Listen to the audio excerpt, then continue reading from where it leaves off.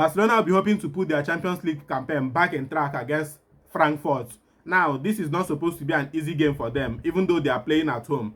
But they have added motivation for this game. They are currently occupying the 18th position in the Champions League ranking, and they have just 7 points.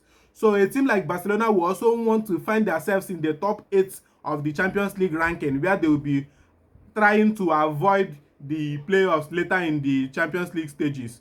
So now, this game against Frankfurt is a good opportunity for them to get back on track.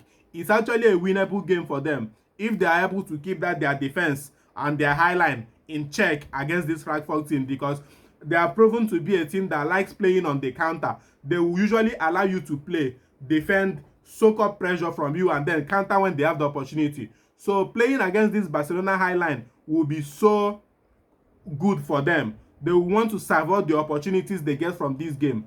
So it's now left for Barcelona to try and utilize and control their defense line against a Frankfurt team that likes playing on the counter, and they have pacey attackers who can actually cause the damage.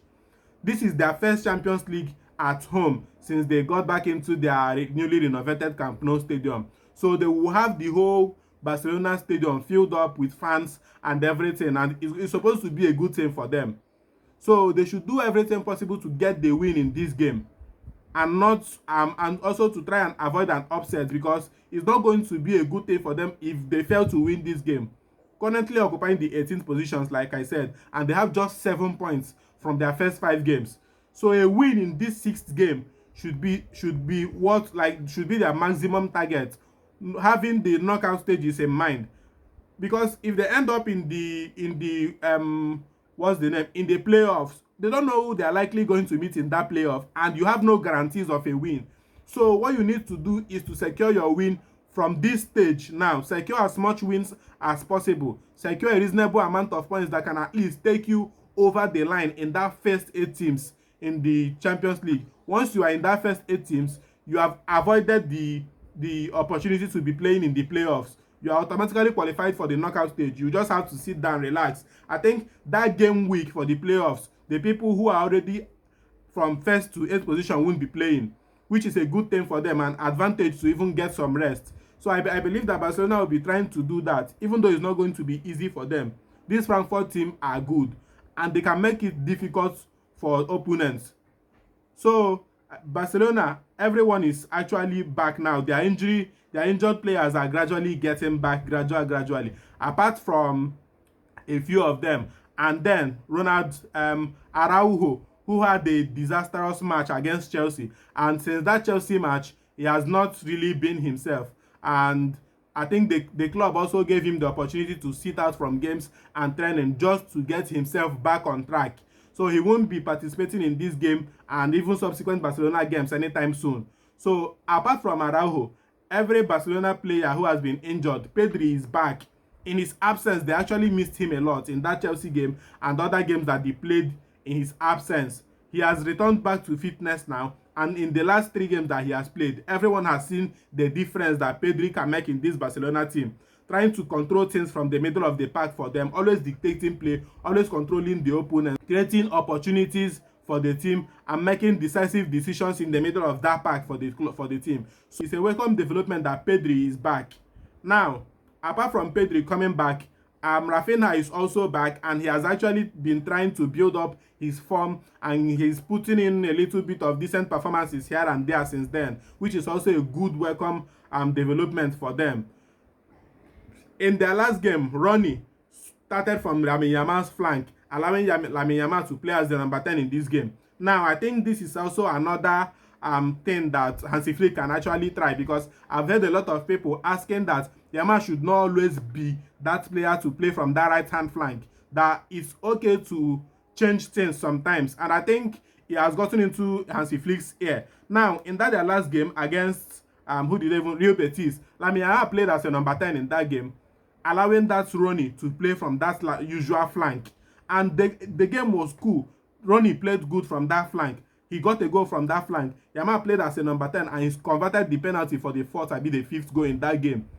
So it's not usually a good thing to just allow a particular player occupy a particular position, because it's just going to be a matter of time before that position starts to get a little bit tough, or should I say difficult, because defenders will want to study and know how he moves from that flank. Yamal is obviously a big player now, and he should have all the flexibility in the world to perform to the best of his ability. And he should not be restricted to just that flank, even though that's his best position. He should have the ability to switch positions, switch wings, change places when things are not going his way in some games. So it's actually a good thing that the manager has seen that, and in the last game he tried it out, allowing him to play as a number 10. Marcus Rashford, I'm not sure about his availability for this game. I think in the last 2 games he has not been able to start for Barcelona. I don't know if he will be starting in this game, but even in his absence, they still have people who can sit in and do well. Ferran Torres got a hat-trick in their last game, in the game against Betis. Very classy hat-trick, clinical performance from him, and that is actually things you want from your striker. He was not able to bury that early chance against Chelsea, and a lot of Barcelona fans had a lot of things to say to him for that miss, which is even a major reason why Chelsea were able to take control of that game. Now, with the hat-trick he scored over the weekend, I believe he's going to be in a better headspace coming into this game, knowing how crucial and important this game is going to be for Barcelona this season. So I think, to me, this is going to be one of Barcelona's important games this season. Just the importance this game has for them to get back into track in the Champions League. So Ferran Torres going to be very important for this game, and with that hat-trick is actually a good thing for him, for his confidence, and for the team generally. Pedri is back. Yamal is still fit. Rashford might still start the game or come from the bench, no matter what they do. That's entirely down to the manager's choice. And then I think the only place they still have a little bit of depletion is in their back line. Balde is available, fine. Koundé is available, but I don't know who will be playing with Pau Kubasi in that center back, since Garcia is playing in midfield currently with Pedri.